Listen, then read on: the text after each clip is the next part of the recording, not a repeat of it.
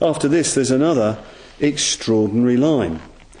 The Buddha says, he's just evoked these bodhisattvas who planted all these merit roots and who have this serene, one-minded faith in the sutra. After that, he says that all those bodhisattvas are known by him,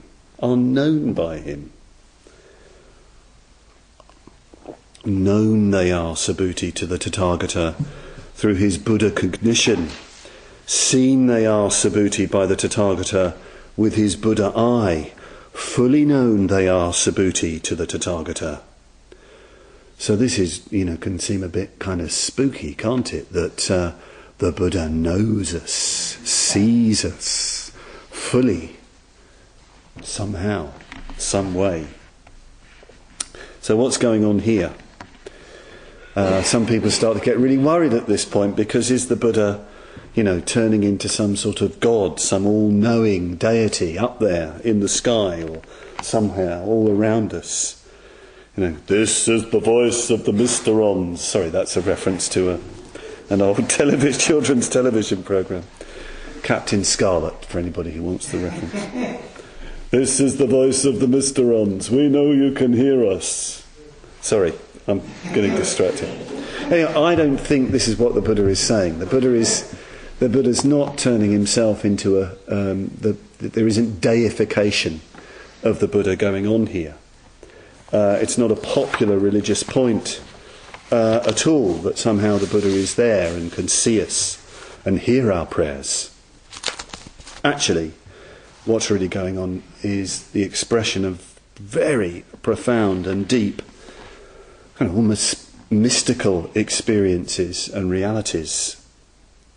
In the experiencing of deepening faith, deepening intuition of the Diamond Sutra, which means of the true nature of things, the rigid demarcation and distinction between self and other, in here and out there, sentient being, ordinary being and Buddha begins to break down, begins to dissolve, becomes more fluid.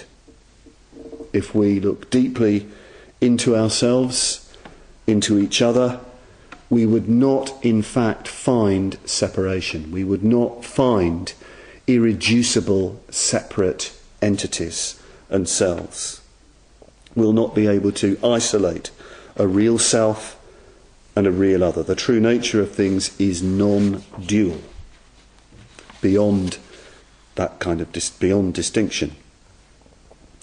If we begin to glimpse this, intuit this, some sort of intuition or awareness of being beyond self and other, if we get a sense of that, a kind of non-dual awareness, experience, I don't know what the language is, this kind of intuition will seem very foreign to us, very strange to us, very unusual to our habitual self-bounded perception and experience.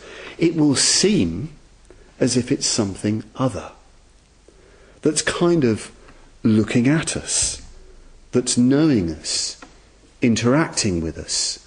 Sometimes this can happen in meditation or puja sometimes, that your awareness has sort of broken the crust of thinking that it's sort of in here. There's an in here and out there. And you have a sort of sense of something almost looking back at you, being aware of you. Or even so, as though we're being swallowed up by something.